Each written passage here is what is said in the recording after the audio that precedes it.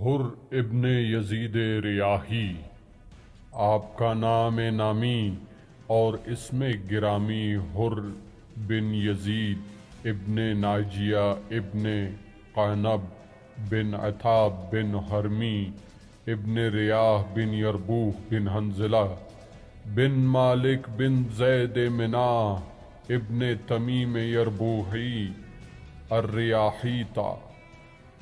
آپ اپنے ہر عہد حیات میں شریف قوم تھے۔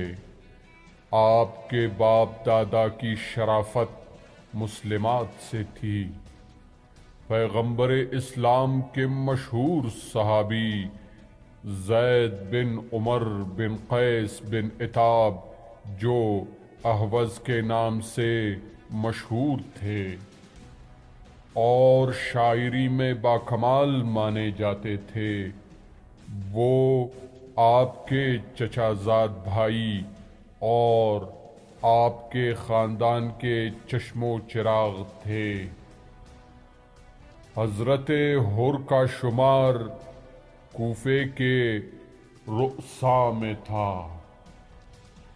ابن زیاد لعین نے جب آپ کو 1000 کے لشکر سمیت امام حسین علیہ السلام سے مقابلہ کرنے کے لیے بھیجا تھا، اس وقت آپ کو ایک غیبی فرشتے نے جنت کی بشارت دی تھی۔ جناب حر کا لشکر میدان مارتا ہوا جب مقام شراف پر پہنچا اور امام حسین کے قافلے کو دیکھ کر دوڑا تو تمازت آفتاب اور راستے کی دوش سے پیاس سے بے حال کر دیا تھا۔ مولا کی خدمت میں پہنچ کر جناب حر نے پانی کا سوال کیا۔ ساقی کوثر کے فرزند نے سیرابی کا حکم دے کر آنے کی غرض پوچھی۔ انہوں نے عرض کی، مولا، آپ کی پیش قدمی روکنے اور آپ کا محاصرہ کرنے کے لیے ہم بھیجے گئے ہیں۔ پانی پلانے سے فراغت کے بعد امام حسین علیہ السلام نے نماز ظہر ادا فرمائی۔ حر نے بھی ساتھ ہی نماز پڑھی۔ پھر نماز عصر پڑھ کر حضرت امام حسین علیہ السلام نے کوچ کر دیا۔ حر اپنے لشکر سمیت قافلہ حسینی سے قدم ملائے ہوئے چل رہے تھے اور کسی کسی مقام پر حضرت کی خدمت میں موت کا حوالہ دیتے ہوئے مقصد یہ تھا کہ یزید کی بیعت کر کے اپنے کو ہلاکت سے بچا لیجئے۔ آپ اس کے جواب میں ارشاد فرماتے تھے، حق پر جان دینا ہماری عادت ہے۔ راستے میں بمقام حضیب ترماح ابن ادے اپنے 4 ساتھیوں سمیت امام حسین علیہ السلام سے آ ملے۔ حر نے کہا، یہ آپ کے ہمراہی نہیں ہیں، اس وقت کوفے سے آ رہے ہیں، میں انہیں آپ کے ہمرکاب نہ رہنے دوں گا۔ آپ نے فرمایا کہ تم اپنے معاہدے سے ہٹ رہے ہو۔ سنو، اگر تم نے اپنے معاہدے کے خلاف ابن زیاد لعین کے حکم پہنچنے سے پہلے ہم سے کوئی مزاحمت کی تو پھر ہم تم سے جنگ کریں گے۔ یہ سن کر حر خاموش ہو گئے اور قافلہ آگے بڑھ گیا۔ قصر بنی مقاتل پر مالک ابن نصر نامی ایک شخص نے حر کو ابن زیاد لعین کا حکم نامہ دیا جس میں مرقوم تھا کہ جس جگہ میرا یہ خط تمہیں ملے اسی مقام پر امام حسین علیہ السلام کو ٹھہرا دینا، اور اس امر کا خاص خیال رکھنا کہ جہاں وہ ٹھہرے وہاں پانی اور سبزی کا نام و نشان تک نہ ہو۔ اس حکم کو پاتے ہی حر نے آپ کو روکنا چاہا۔ آپ ترماہ بن عدی کے مشورے سے آگے بڑھے اور 2 محرم الحرام یوم پنجشنبے بمقام کربلا جا پہنچے۔ حر نے آپ کو بے گیاہ جنگل میں پانی سے بہت دور ٹھہرایا اور اس امر کی کوشش کی کہ حکم ابن زیاد لعنت اللہ علیہ میں فرق نہ آنے پائے۔ 2 محرم تک زمین کربلا پر حر ریاحی ابن زیاد اللعین اور ابن سعد اللعین کے ہر حکم کی تعمیل کرتے رہے اور حالات کا جائزہ لیتے رہے۔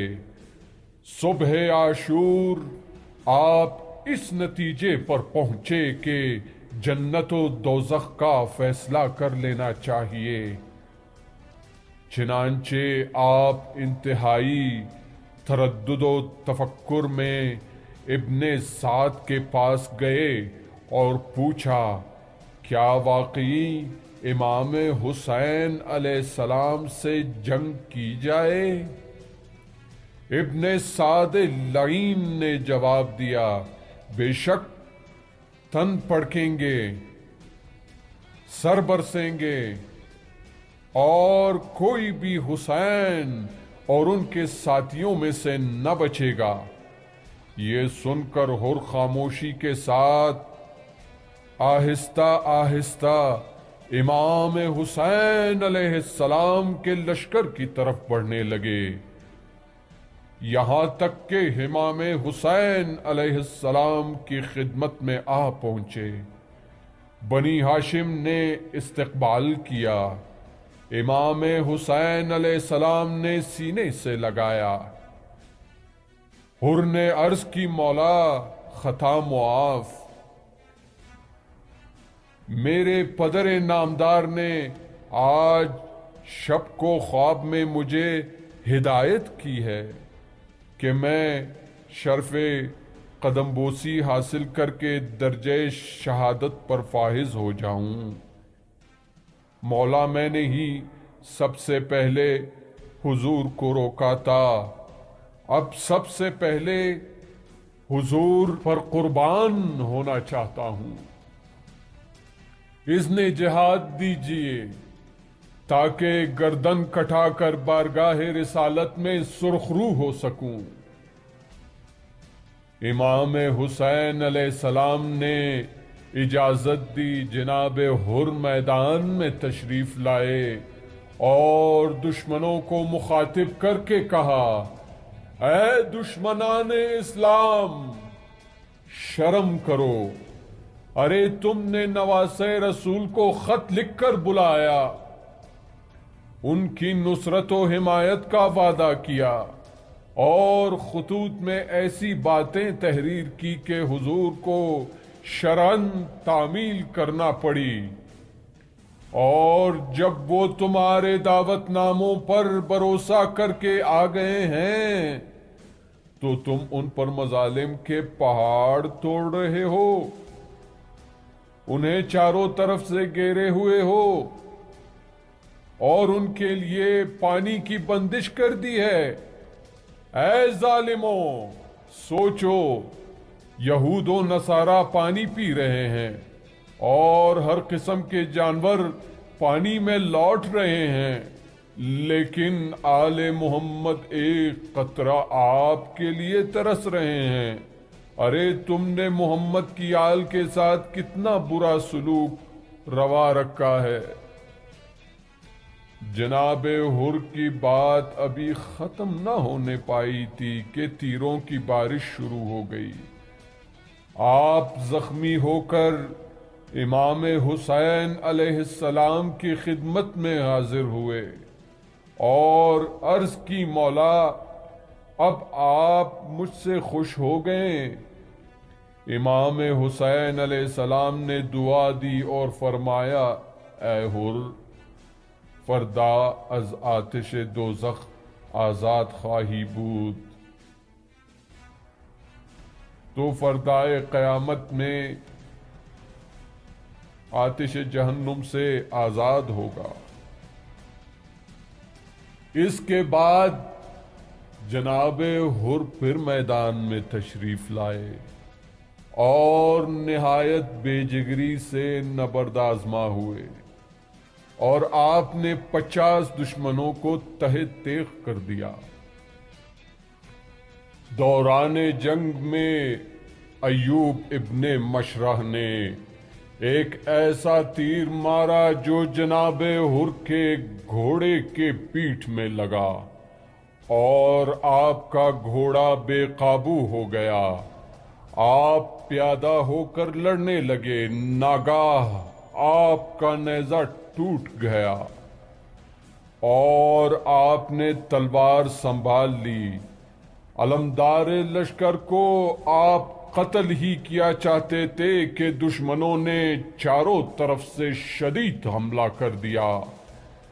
بالآخر قصور ابن کنانہ لعنت اللہ علیہ نے سینہ حر پر ایک زبردست تیر مارا جس کے صدمے سے آپ زمین پر گر پڑے اور امام حسین علیہ السلام کو آواز دی، مولا خبر لیجئے۔ امام حسین علیہ السلام جناب حر کی آواز پر میدان جنگ میں پہنچے اور دیکھا کہ جانثار ایڑیاں رگڑ رہا ہے۔ آپ اس کے قریب گئے اور آپ نے ان کے سر کو اپنی آغوش میں اٹھا لیا۔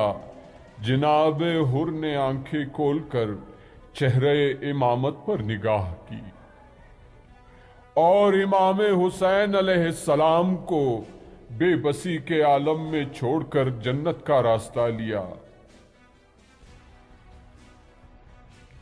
ریاض شہادت میں ہے کہ آپ کو سب شہداء کی تدفین کے موقع پر بنی اسد نے امام حسین علیہ السلام سے 1 فرسخ کے فاصلے پر غربی جانب دفن کیا تھا اور وہیں پر آپ کا روضہ بنا ہوا ہے۔